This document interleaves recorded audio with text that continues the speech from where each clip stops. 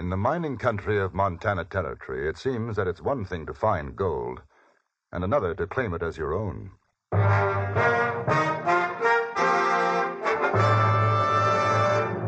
Frontier Gentleman.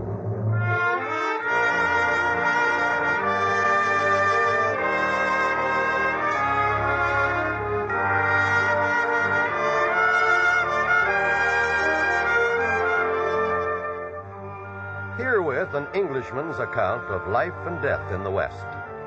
As a reporter for the London Times, he writes his colorful and unusual stories. But as a man with a gun, he lives and becomes a part of the violent years in the new territories.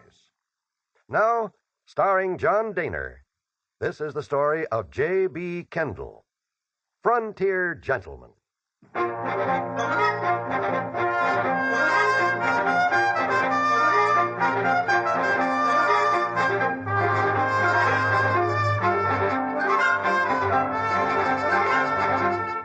I'd been traveling along the Mullen Wagon Road in Montana Territory, and I was looking forward to reaching Helena before dark when my horse began to go lame.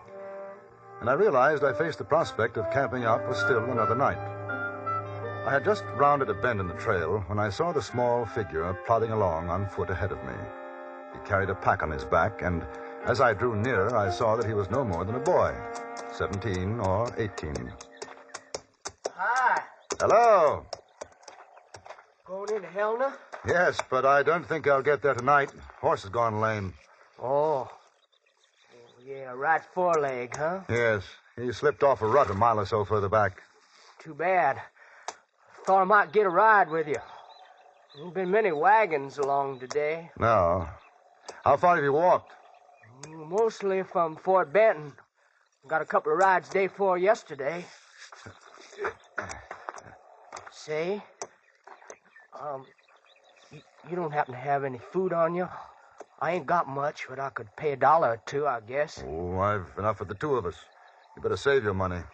Oh, that's mighty nice of you, Keep your eyes open for a decent bit of ground, and we'll make a camp. About half a mile beyond, we found a somewhat sheltered spot a little way off the trail. The youngster, his name was Bill Richmond, gathered wood, and I prepared the food. It was almost dark by the time we had finished. Well, that was as fine a meal as I've ever eaten, Mr. Kendall. And I'm glad you enjoyed it, Bill. Did you smoke? No, sir. I haven't found a taste for it yet. Well, you've got time. Take my advice. When you do, use a pipe. Yes, sir. Where'd you come from? Kentucky. A long way. Yeah, I run away from home. It wasn't much of a place. I figured I was old enough. And you came out here for gold? That's right. Hey, you make any strikes, Mr. Kendall? No. I'm not a prospector. How did you get to Fort Benton, Bill? I worked my way up one of them river boats. I sure learned plenty about gold mining from some of them fellas. You know, this says there's places in this country where you can pick the gold right off the ground. I imagine the trick is to find those places. Oh, I will. Of course, I don't mind digging some if I have to. I wish you luck. Hello. Sounds as though we have visitors. How are you? Me and my pals saw the light of your fire off of the trail. You mind company? No, not at all. Ooh. My name's Jack Kenton. This is Rod Goodall. Howdy. And him with the long face there, that's Dauncey Abbott. How are you? J.B. Kendle. The nipper is Bill Richmond. Howdy. I'd offer you some food, but I'm afraid we used the last of it. Oh, that's all right. We got our own grub. But how's the firewood? Enough, I think. Dauncey, your turn for the grub. Get going. Nothing I hate worse than... He hates cooking like thunder, but he sure knows how to make a son-of-a-gun stew. Oh, now that fire sure does feel good. You and the kid have any luck? Find any traces around here? As a matter of fact, Mr. Goodall, I haven't been looking. I'm on my way to Helena. No, Bill is the prospector. Oh, that's so?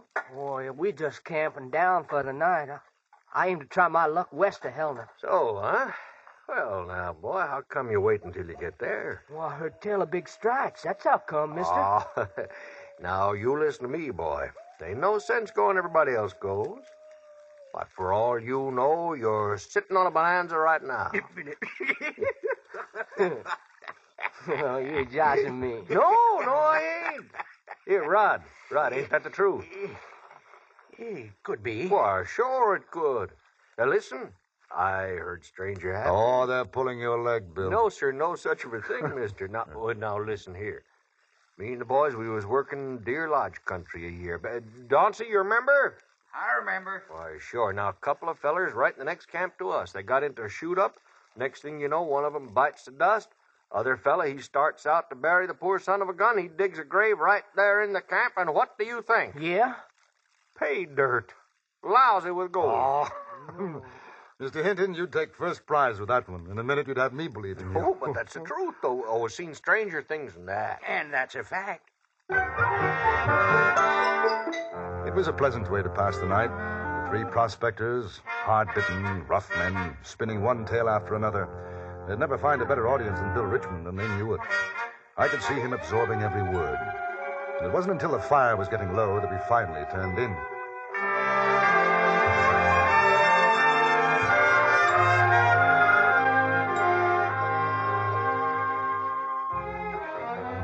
At first, I thought I heard the shouting in my dreams. I found it! And then I I knew that I was awake, and it was beginning to grow light in the east. struck it!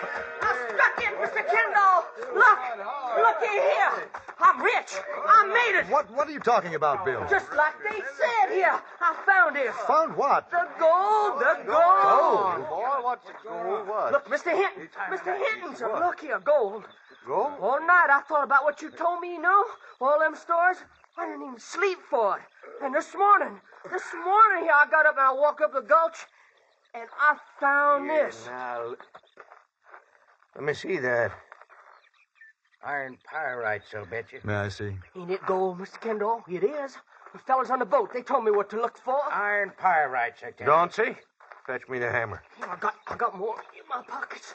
Look at this Boy, one. will you shut your mouth a minute? Where'd you find it? Surface? No, kind of sticking out of a rock in a gully. I can show you.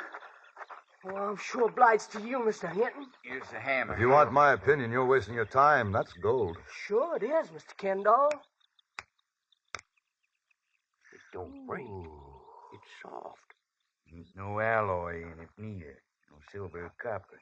Look at the color. Pure gold. Show us where you found it, boy. We followed Bill into a gulch which began no more than 100 yards from the campfire. He turned into a shallow gully and stopped. I could see where he had cut into the rocky bank with his pocket knife. And I could see something else, too, in the faces of the men who stood over him, the guarded tones of voice. Bill, I would say that you've hit it. That's a fact. Ain't no question in my mind. No telling how far that vein goes. Say, don't think I'll forget you fellas, because I won't. I'm going to make a fine present to all of you. Well, that's mighty thoughtful, boy, mighty thoughtful. I imagine one stakes out a claim now. Isn't that so, Mr. Hinton? Then register it in Helena? Yeah. Yeah, that sure is, Kendall. That's the thing to do. Yeah. Bill, I don't guess you'd mind if me and the boys take a look on up the gully a ways, would you?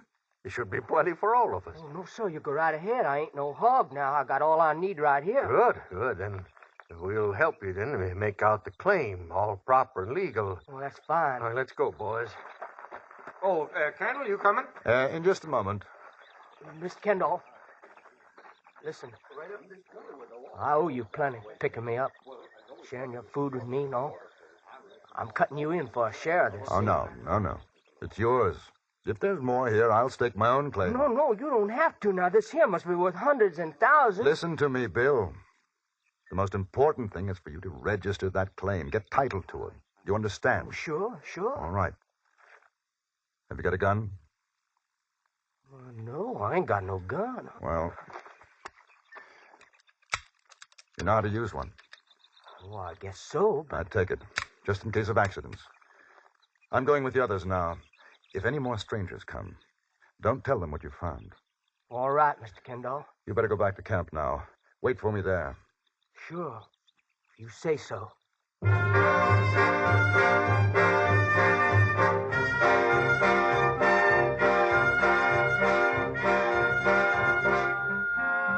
I stayed with the three prospectors almost the whole day. We found traces all right, low-grade ore, but nothing really worth working. It was late afternoon when we retraced our steps to the camp. On the way, we passed through the gully and the site of Bill's claim. The sun had already fallen behind the mountains to the west, and there was a chill in the air. Can't just figure it. Just the one vein. Possibly it's a question of digging. Seems to be a number of gullies running off. We looked around these parts a couple of years back. Remember, Rod? That's right. I'd swear what the kid found's a freak. Might not go more than a foot or two, then peter out. No, don't look that way to me. I'd say she'd show better than, $2,000 a ton. Lucky boy. Yeah, ain't he, though? Say, Kendle, you and the boy, you partners or something? Oh, no. Oh. I met him yesterday for the first time. Oh? A man can search a lifetime, not find anything like that. Yeah. Kind of crazy, ain't it? We tell him stories, and he takes us up on it and finds this. Think that'd be worth a share in the claim, wouldn't you? Be sure shooting wouldn't have come looking if we hadn't given him the idea. Sure. What do you think, Kendle? Well, I think, gentlemen, that this is Bill Richmond's claim, and we better get it staked out for him before dark. The way you see it, huh? Exactly that way. Yeah. Well, might as well get on back to camp. Well, don't you think it'd be a good idea to help the boy to stake out his claim before nightfall? I don't know, Kendle. I'm kind of tired right now. How about you fellers? I sure had enough for one day. Oh, that vein's been there a long time. Guess you won't be moving tonight. Kendle, you know how to stake out a claim. Unfortunately, no. Oh. Well, I guess it can wait. Do something about it in the morning, huh? Because right now I sure could use some grub.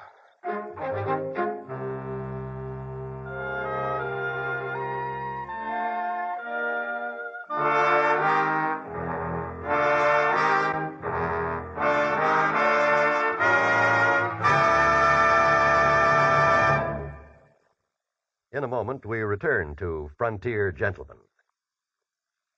A suspense story starring Agnes Moorehead and the latest action-packed adventure with insurance investigator Johnny Dollar are two of the exciting dramas waiting for you on CBS Radio today. If you like your listening on the thrilling side, don't miss Agnes Moorehead on Suspense. And don't miss Johnny Dollar's tense tangle with a spy ring on most of these same stations today. And now we return you to Anthony Ellis' production of Frontier Gentlemen.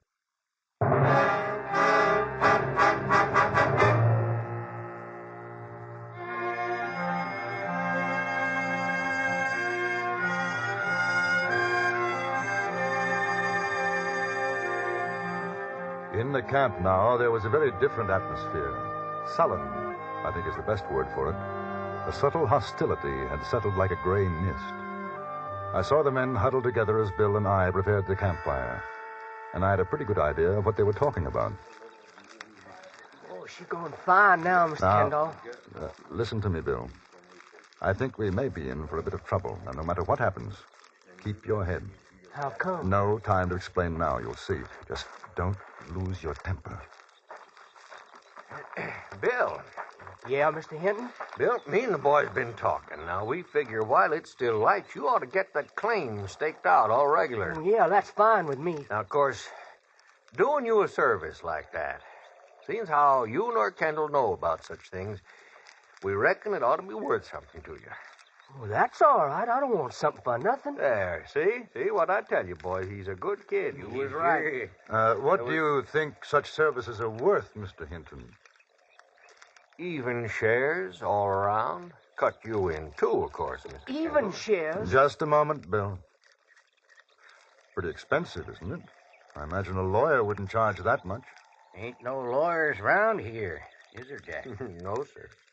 Now, Bill, it's kind of like protecting your rights, you see? Of Because if anything happened and you didn't get your claim registered, why, the next feller comes along, the whole thing would belong to him, you see? Rather awkward situation, isn't it? It sure is. We're taking the gamble as much as you, kid. Why, heck, that vein might not be worth nothing a foot down. I was under the impression you thought it would work out to about $2,000 Now, a ton. look, mister, we're doing Well? business with the boy, not with you. I'm representing his interests.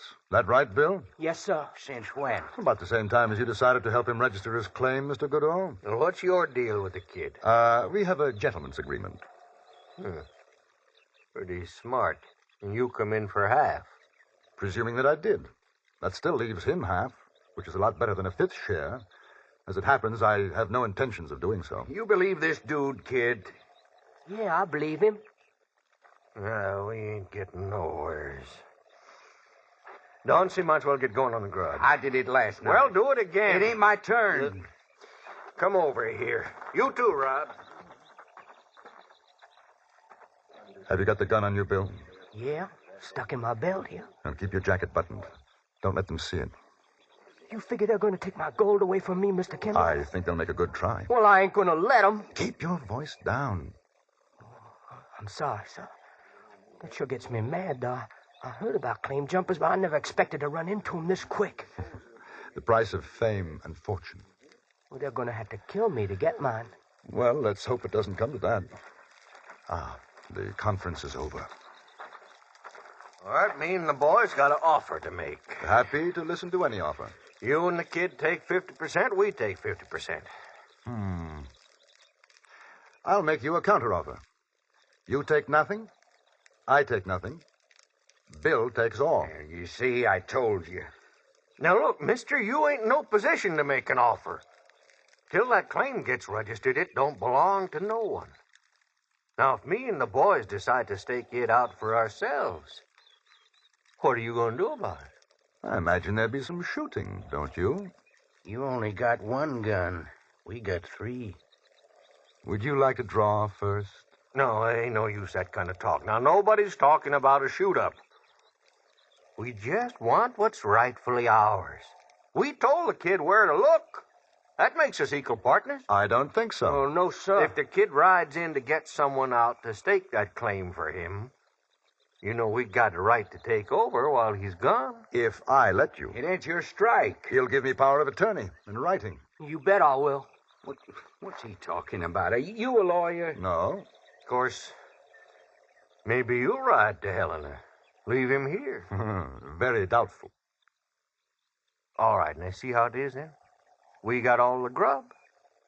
You got none. We can just sit it out and wait. By and by, you'll get so hungry you'll sell us the whole thing for some eats. Did you ever stop to consider that the wagon trail is not very far away? All Bill has to do is to wait for someone to come along. I wouldn't be surprised if there were 1 or 2 honest men who would give him a hand staking his claim. I'd be happy to stay here while he's gone. All right, Kendle, all right.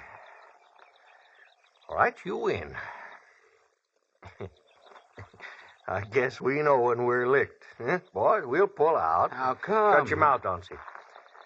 Say we'll pull out. Kendall is right. Kid found it. It's his claim. And just to show you, Mr. Kendall, that there's no hard feelings, we'll leave you some of our grub. How's that? Extremely kind. Well, I'll pay for it, Hinton. What do you figure it's worth? No, kid, it's a present to you. To make up for what we tried to do to you. Sort of a conscience salve. Huh? Yeah, that's right.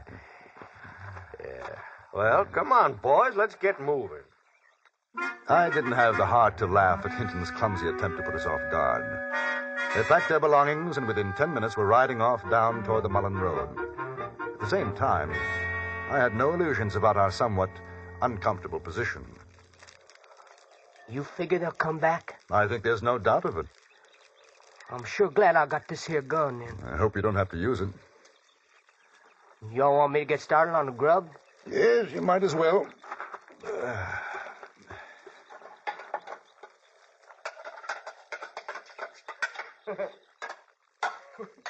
Sure is something. What happens to fellas when they get a sight of gold, ain't it? History has a way of repeating itself, Bill. I went through something like this only a week ago in Fort Benton. You know what I'm going to do if that stock's really worth something? I'm going to sell out. You know, I'm going back to Kentucky. I'm going to fix things up just fine for my mom and pa. And the kids. Brothers and sisters? Oh, yeah, a whole slew of them. 8. That's one of the reasons I took off.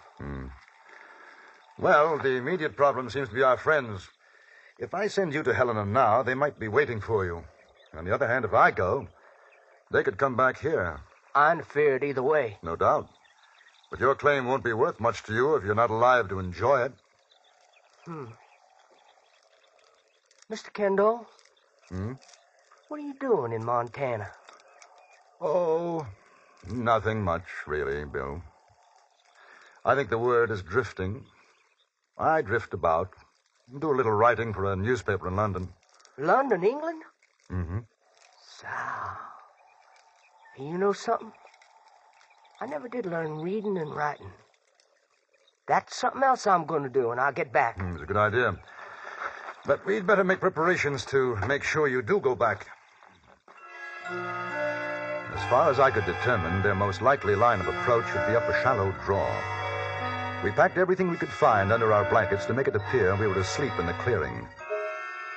An hour passed. The moon rose.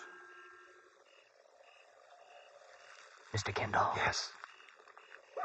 Yes, I heard it. Take out your gun, but don't shoot unless I tell you to. All right, sir. And keep down behind the brush. Now, boys, get him ready.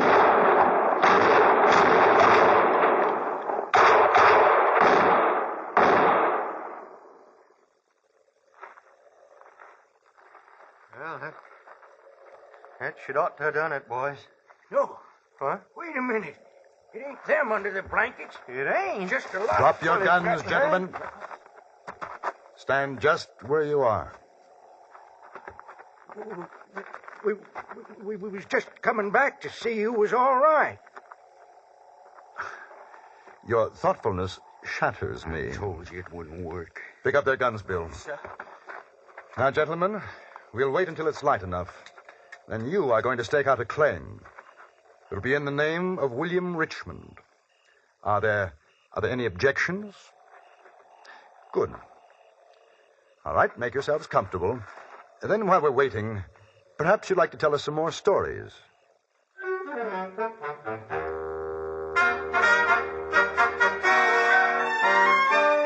The next morning, bright and early, Bill's claim was properly marked off, and to doubly ensure that there would be no more dirty work, our dishonest friends were led, well trussed, into the sheriff's office at Helena. Bill's strike didn't make him a great fortune, but it was enough to take him home a richer man than he came out. I allowed him, under the circumstances, to reward me, and he did, very fairly. $1,000.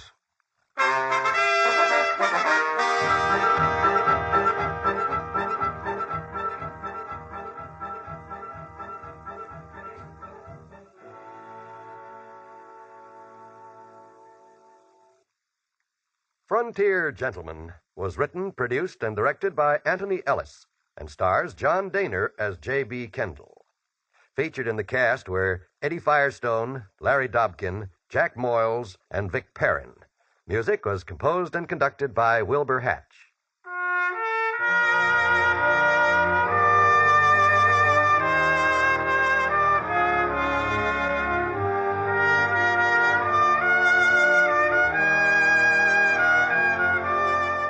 Right after the Ford Roadshow, which follows immediately on most of these same stations, stay tuned for the New York Philharmonic concert performance of Elektra. And join us again next week for another report from the Frontier Gentleman. John Wall speaking. This is the CBS Radio Network.